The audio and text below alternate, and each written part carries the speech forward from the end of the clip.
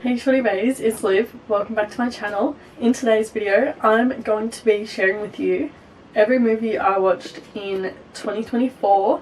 I know this video is a little bit late, but at least we're getting it out, we're grinding. So this video isn't going to be completely 100% accurate of every single movie I watched, because I only discovered IMDb like maybe 8 months into the year. So I tried to remember and go back on Prime and Netflix to see what I watched during the year. But so we have 33 movies, which is pretty good, but not a lot. So I'm gonna try and up my game this year, especially being in film school. So all of these are rated on a scale from 1 to 10, because that's the rating scale on IMDb. So the first one on my list is The Other Zoe. So this movie features Josephine Langford and Drew Starkey. I DNF'd this movie. I did not like it. It was just too raunchy and I didn't like it. It's got an overall of 5.9 stars. So obviously I'm a very harsh critic, but it is directed by Sarah Zendaya. Zendi, if that's how you say it, I'm not too sure. And written by Matthew Tabak. This just wasn't my kind of movie. I really didn't like it, so that one was a 3 stars for me. Next one is a literal classic in the book of movies. It's American Psycho. It's dark comedy, psychological drama, psychological horror, serial killer. I 100% recommend watching this movie. It is just, it's so good. I watched it while cleaning my room. I gave it a 9 out of 10 stars. I loved it.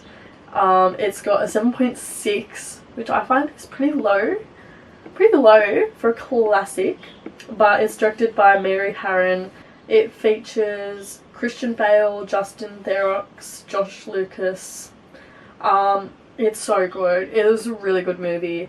I thoroughly enjoyed it from a cinematics point of view, and it makes me want to rewatch it. Hey, I need to rewatch it, I think. Next one is another classic. Another fucking classic. It's Fight Club. I rated this one an 8 out of 10. It wasn't my kind of movie, but it had a great storyline. I loved the way it was filmed. It's got an 8.8 out of 10, which is high. I feel like a lot of men like this movie. Maybe that's why I didn't love it as much. But that's a high rating for IMDb. It's directed by David Fincher and features Brad Pitt, Edward Norton, Meatloaf. The fuck? I thoroughly enjoyed this movie. I recommend it if you want to get all through the classic movies. Fight Club is a must-see. It's only from 1999. Next one. Oh my god, these are just hit after hit on this list. So this next movie is called Nightcrawler. Oh my god, I love movies that are just so different and it's nothing you've watched before. That was American Psycho gave me that feel. It was very different and I felt like I hadn't seen anything like this before, which I loved. I hate watching movies where it feels like I'm watching another version of 2 other movies I've seen before. So Nightcrawler was a very different one. So it's about a journalist, and he becomes an observer through those police crime recording things. I don't know what that is, but he finds a group of freelance camera crews who films tragedies that happen in real life. Not based on true story, but it's psychological drama, psychological thriller. I rated it as 6 out of 10. I did like this one, but it was very slow paced and there's just a lot of him watching and observing. I liked the cinematics in this movie. From a storyline, different, but I think I needed a little bit more action, a little bit more going on, if you know what I mean. So yeah, I rated that as 6 out of 10. It's got an IMDb rating of 7.8, which is pretty good. It's directed by Dan Gilroy, written by him too. Wow, love that. And then it features Jake Gyllenhaal, Renee Russo, Bill Paxton, and Riz Ahmed. Oh, this movie has actually become one of my favourites, and I constantly talk about it to my family and friends. I'm like, if you watch a movie, watch Beautiful Boy. It is so good. I rated Beautiful Boy a 9 out of 10. Thoroughly enjoyed it. It only has an IMDb rating of 7.4, which I think is way too low. What the fuck? But it stars Timothée Chalamet, and it's based on a true story where, like, at the end it tells you how, like, the guy who this is based on, how he's doing in life now, and it's just heart-wrenching. And just there's so much emotion portrayed in this movie. I don't even know. I love Steve Carell. His acting in this movie was so beyond amazing, and the emotion and just the connection between the father and the son. And then you've got also like the father's new sort of family. Oh, it is just, it's so good. I would do a trigger warning for this movie because the main theme of this movie is drug abuse. So I'll put a massive trigger warning for that. Oh, I fell in love with this movie. First time I watched it, I fell in love with it. So I would definitely recommend this one, and it's directed by Felix van Groeningen. I'm so sorry if I'm saying that wrong, which I most definitely am. Next one was, I loved the cinematics in this movie. Oh, so good. It's like, it's giving the vibes of like old Italian mafia, like slightly. It's not actually about mafia, but it gives that vibe mixed with like jazz and music vibes. Like, when's it set in? 1960s. I love it. So this movie is called Green Book. 2018. I was gonna say it's fairly newer, but it's not that new now. Fuck. 2018 was so long ago. I rated this one a 7 out of 10. Thoroughly enjoyed. It was a good movie. Has an IMDb rating of 8.2, but it's about like this Italian husband, and he's like looking for a job. He's like hardcore protective of his family, loves his wife. Well, he grabs a job from this famous like pianist who, Dr. Shirley Temple. I don't know why he's a doctor, but he's an African American man, and the Italian husband, he learns from him, and he learns a different perspective on like race, because obviously it was very different back then, and he learns this different perspective from him. He figures out that he actually like likes this guy as a person, like he's like vibing with him. So like if people start being like racist towards him, he stands up for him, and it's really good. It's like a heartwarming movie, and you see them all get together at the end. It's lovely. So this movie was directed by Peter Farrelly, and it features Viggo Mortensen. I love this movie. From a storyline point of view, loved it. Cinematics were good. It gives off that Italian jazz sort of vibe, which I love, obviously. Next movie. So I watched this one in cinemas. First one I've watched in cinemas from this list, Abigail. Oh my god.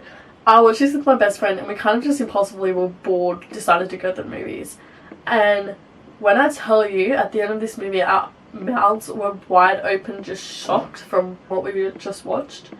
We were gobsmacked. So this is, it says it's horror, but it's more gory than horror. It's like, there's maybe a few jump scares, but it's not very like, you're gonna have nightmares. Dark comedy, monster horror. Those are just the categories it has, which it is. It's like, I give this one an 8.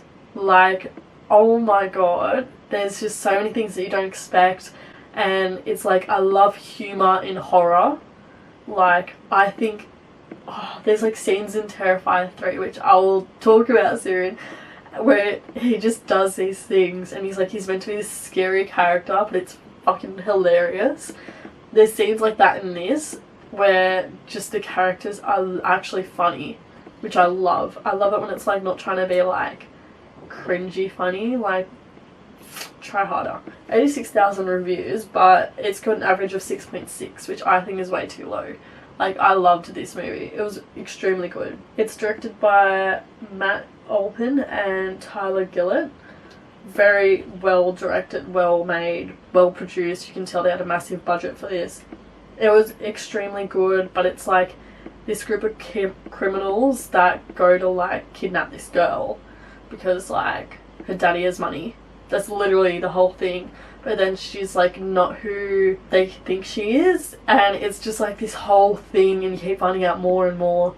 It really, like, you're gonna watch this movie and you're gonna be locked in from the beginning. Oh, the opening scene too, so good. So I definitely 1000% recommend watch this movie. Next one, okay, this is our first flop. We were on such a good streak. This one was a flop. This was Mr. Harrigan's Phone. I rated this a 4. It wasn't the worst movie I've ever seen in my life. It wasn't good. So it's meant to be like supernatural horror, teen horror, whatever. I did not enjoy it. It has an IMDb rating of 6 stars. Do I agree with that? No. But, you know, each to their own.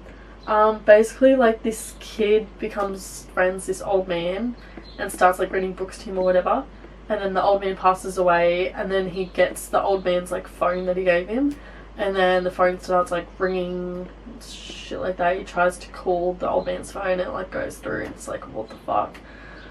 I don't know, it just wasn't very good. It was boring. I did not like it. I didn't like the storyline. Next one, I don't exactly remember watching this movie, so that says a lot. This one was The Weekend Away. I gave it 4 stars and it has an average of 5.7. Directed by Kim Farrant and features Leighton Meester, Christina Wolf, Zayed Bakri and Luke Norris. The acting was really good in this movie, but I really didn't like the storyline. So 2 best friends, they go on like a holiday to Croatia. One of the best friends goes missing, other one gets accused of killing her. It's like this whole chase to find her best friend, but then people are like criminals. It's this whole thing, and then I didn't like the way that like she found out her husband had cheated on her with her best friend who's now dead. Like, I don't know, I really didn't enjoy it. Next one.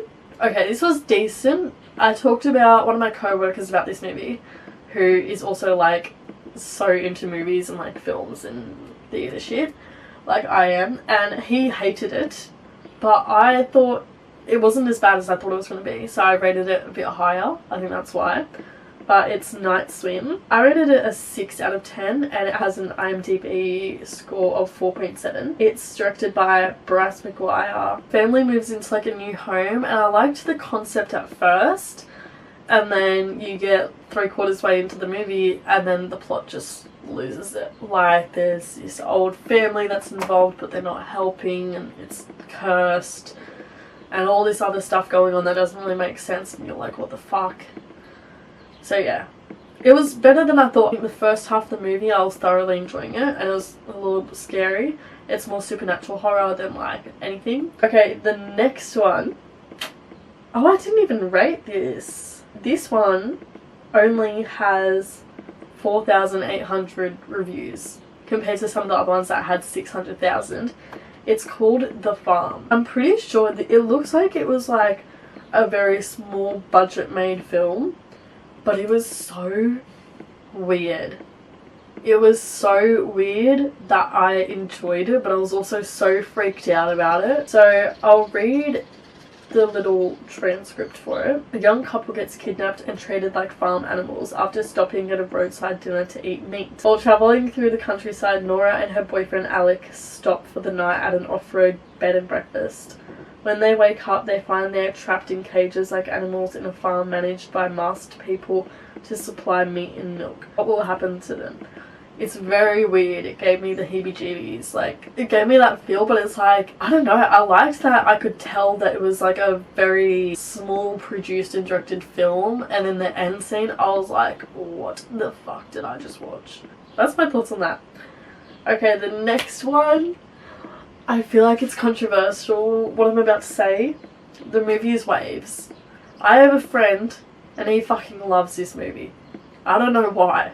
I don't know why. Here's my notes before I tell you what I rated it. The first half of the movie I loved. I loved the storyline, the plot, the relationship, the emotion, the mental health struggles that you're shown him going through. And then you get to the part where you get to that point in the movie, that middle section at prom night, and then from there on it's all about his sister. Like, what? Like, what do you mean? It was just so... I felt like I didn't need to know that part of the story. I felt like maybe it should have started further behind and focused on their love story from beginning to end, because him ending up in jail at the very end of the movie would have been so much of a bigger plot twist. Okay, so we took a break, but we are back. So I was discussing the movie Waves. I feel like I already explained my whole opinion. So I rated that movie 6 stars and it has an IMDb rating of 7.5. The next one is Are You There, God? It's Me, Margaret. So at first I thought this was a show, but no, it's a movie.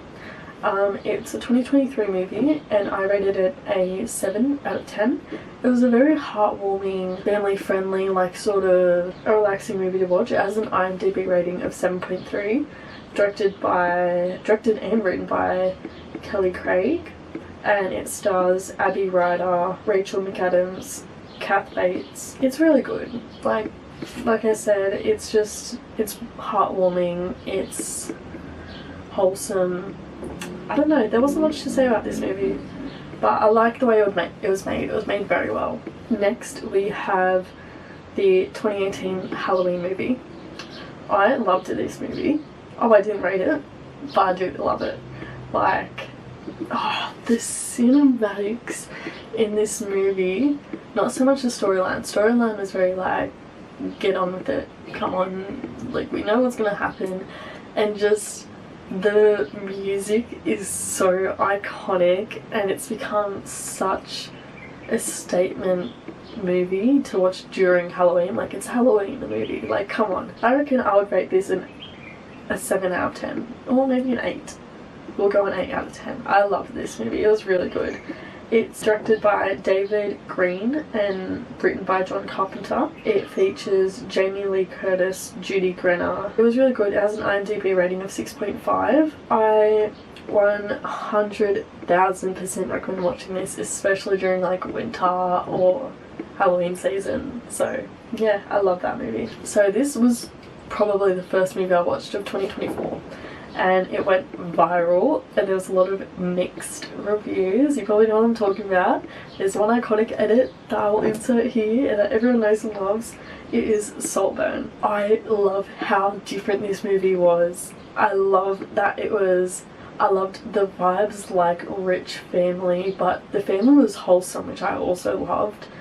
And just Barry Keoghan, his acting makes you feel so uncomfortable and uneasy and on edge, and I love it. I love it. Like, it's weird. Initially I rated it a 7 out of 10 and it's got a 7 out of 10 IMDb rating too, which is crazy. But I loved it. It was just so, I don't know how to explain it. Like, it's so uneasy and it's a bit gross and confusing, but I watched it twice and I feel like the second time I really understood the movie more. I reckon everyone should watch it if you haven't already. Next one was a flop. It was a flop movie. This movie is Fall.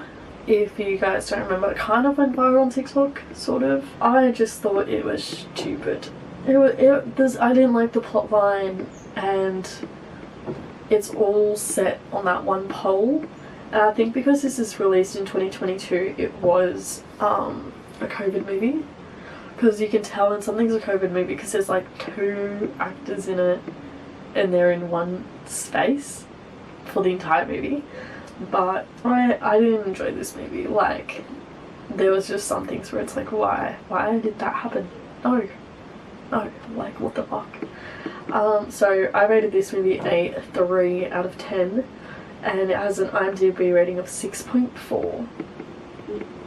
Okay, it's directed by Scott Mann and features Gracie Caroline, Virginia Gardner, Mason Gooding and Jeffrey Dean Morgan. This next movie makes me so excited. It is Terrifier 3 and I'm going to change my rating to a 10 because, oh my god, the opening scene is just so impactful, and that by itself could have been a short film and done incredibly well. Like, I would show my parents and they don't really get like the whole film thing, like what I'm into, so they were just like, what the fuck, this is so gross and gruesome. But I'm like, I love it because there's no other movies made like that I have seen.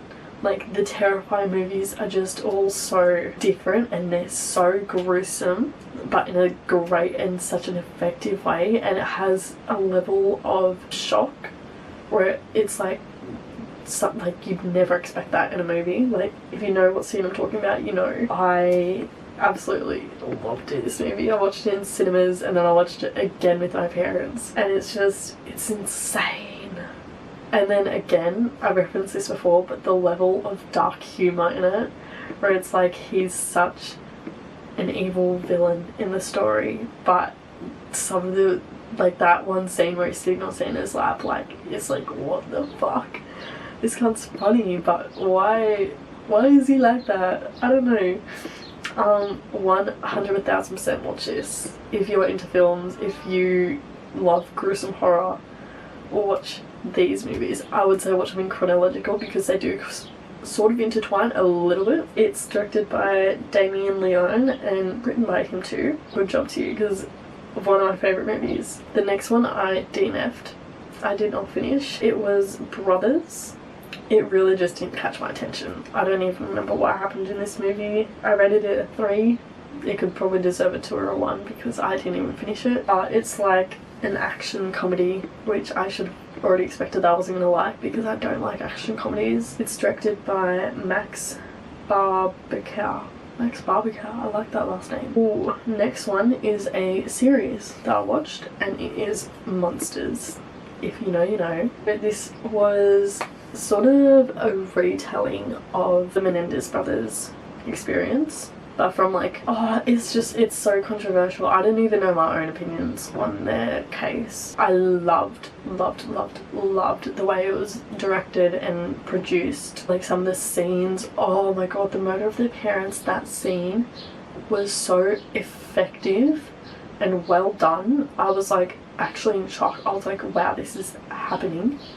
And this actually happened in real life. Like, obviously we don't know how step by step it happened in real life. We can only predict. That portrayal of it was just so intense and I loved it. I rated it a 6 out of 10 because it was a decent series, but it dragged on a little bit. It was very in-depth. I'm pretty sure they recreated the court scenes, like, line by line. Like, that was what happened. The portrayal of emotion, the cinematics in it, absolutely loved. It has an IMDb rating of 7.8 stars. Oh wow, there's 7 directors. So it was directed by Paris Barclay, Jennifer Lynch, Carl Franklin, Michael Uppendale, Clement Virgo, Greg Archie, Ian Brennan, and Max Winkler. It features Evan Peters, Richard Jenkins, Cooper Koch, but I definitely recommend it if you're into like true crime, because at least if I remember the first few episodes I really loved. They were good, but they're very long episodes.